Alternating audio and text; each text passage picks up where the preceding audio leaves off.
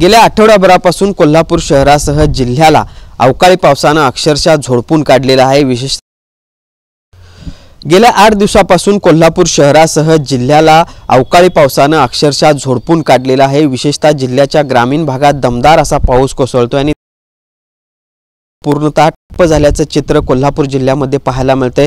मी आता आहे करवीर तालुक्यातील गिरगाव या गावामध्ये आणि इथली दृश्य आपण बघू शकतो।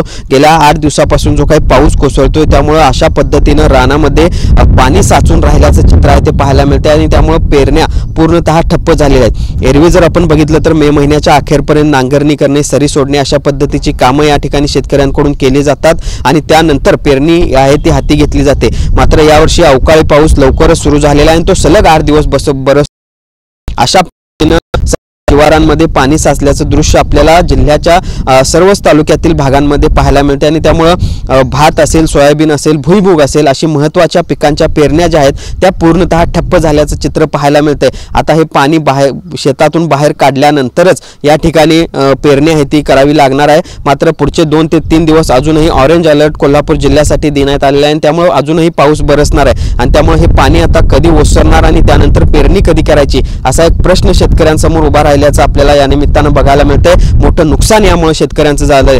खरं तर काही शेतकऱ्यांनी भाताची पेरणी देखील काही प्रमाणात केलेली होती, मात्र ती देखील पिकं जी आहेत ते आता पूर्णतः पाण्याखाली गेलेली आहेत। त्यामुळे ज्यांनी पेरणी केलेली आहे त्यांचं देखील मोठ्या प्रमाणावर नुकसान तर झालेलंच आहे। मात्र जे पेरणी करण्याच्या तयारीमध्ये होते त्यांना अजूनही पुढचे 8 ते 10 दिवस ही सगळी पेरणी करता येणार नाही अशा पद्धतीची स्थिती या सगळ्या शिवारांमध्ये आपल्याला पाहायला मिळते आणि त्यामुळे एकूणच शेतकरी हा दुहेरी संकटात सापडल्याचं चित्र आहे ते पाहायला मिळतंय। गेल्या 8 दिवसापासून जो काही पाऊस कोसळतोय त्यामुळे ज्या पद्धतीने या सगळ्या शेतामध्ये साचलेला आहे ते ओसरणार कधी, त्यानंतर पेरण्या करायच्या कधी असा एक मोठा प्रश्न शेतकऱ्यांसमोर उभा राहिल्याचं पाहायला मिळतंय। सुनील काटकर, भूषण पाटील, TV9 मराठी, कोल्हापूर।